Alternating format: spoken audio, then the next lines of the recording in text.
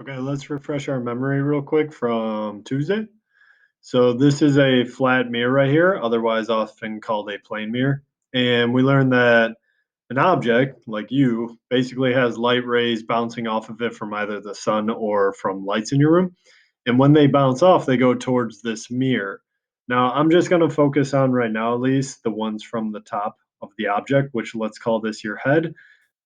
These two rays I've chosen kind of come in at random angles. So one light ray going up a little, one light ray going down, and you could make a lot more. It would be an infinite amount going in all directions. But what they do is they hit this flat mirror and they then come in at a certain angle to the normal. So if we focus on just one of these rays, let's do the top one. If this comes in at, let's say, 15 degrees to the normal, and this mirror is flat, it should then reflect 15 degrees on the other side of the normal. That was our idea of law of reflection. And now what we're doing with that is we're saying, okay, well, what if there's multiple rays that do that? There's multiple reflected rays then. The big idea is that when you look into a mirror, you actually see an image of yourself. So it's not your actual body, but just an image. All right. The image is actually formed where these reflected rays intersect. Well, you notice the head of my object, at least, the two reflected rays in green, they'll never intersect over here. So what we can actually do is we can backtrace them behind the mirror, which means they're not the actual light rays anymore, but we can do that. And they would then intersect back here. Of course, they're not the real light rays, but that's okay. And the idea is wherever these intersect, that would be then where the image is formed.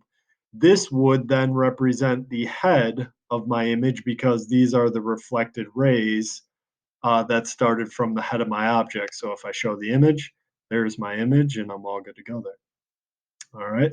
You could also do the same for other parts of the object. You can see there's rays down here I could play around with that are actually from the feet of the object. So I could actually have them not be perpendicular to the mirror. And it gets a little overwhelming, but if I look at those two reflected rays, same idea, they're not going to meet. So you would backtrace them. And then the feet of the image would then meet over here.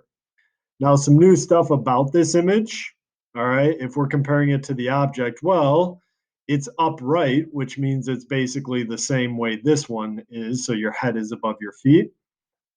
It's the same size, the exact same height, and it's also forming, though this is slightly different, it's forming behind the mirror. Now, if it's forming behind the mirror, that's because it's the back trace rays and it's not the actual light rays. So what we then call this is a virtual image. What does that mean? It means the only way that you can see your image if you're standing here is to literally look into the mirror, which kind of makes sense. When you want to see the image of yourself in the mirror, you have to look into the actual mirror. Okay?